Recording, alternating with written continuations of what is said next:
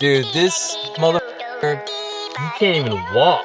Eating like a dirty, filthy, fat truck driver, boys. There is a 41% increase in heart attack among truck drivers versus the average population. Also battling some pain in his right leg. Okay, ready? All right, Alex, ready. This isn't just a race, it's a turning point. A loud, unapologetic wake-up call for an industry that's taken too much from the people who keep it alive. Let's go, Alex. Let's go. The average truck driver dies at the age of 61. Truck drivers deserve more time with their families, more health in their bodies, more life in their years. They carry the weight of the country, and it's time we carry some of theirs. I'm gonna fucking make it. Yeah, you're gonna make it. We're gonna make it. We're both gonna fucking. Carriers, vendors, dispatchers, insurers, media personnel, and families. If drivers matter to you, this is your call to step up. This is our stand to protect the backbone of the supply chain, to fight for the ones who never stop moving, to restore balance to a broken system. For the drivers, for our future, for Project 61.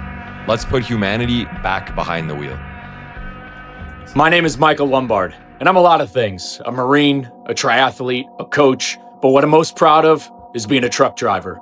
The reason I'm so proud of it is because I respect history, and the Lombard name goes back over 100 years in trucking. My family owned Lombard Brothers Incorporated, which was a motor carrier from 1923 to 1984. My grandfather, one of my heroes, he was a part owner of Lombard, and his primary job was driver.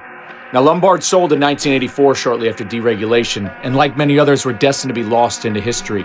But my story is the redemption of Lombard.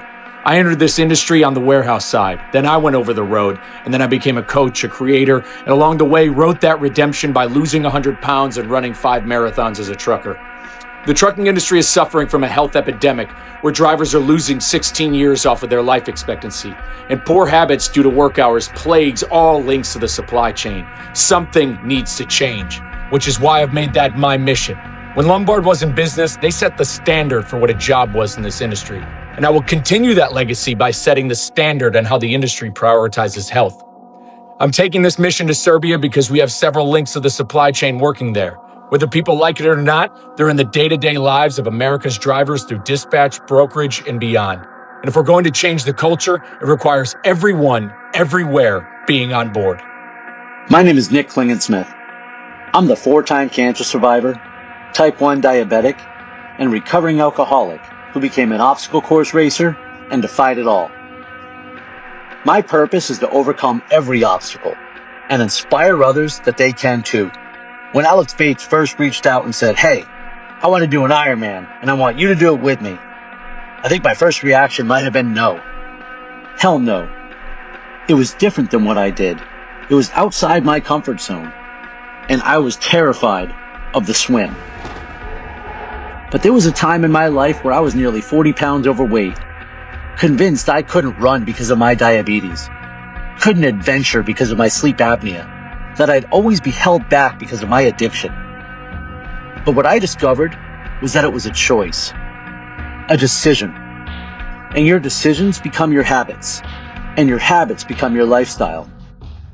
So that's why I'm joining Alex and Michael Lombard to compete in Ironman Belgrade.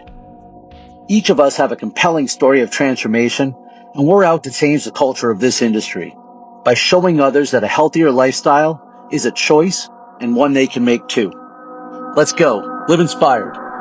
Ironman Belgrade, we are coming for you, for the truckers and for logistics.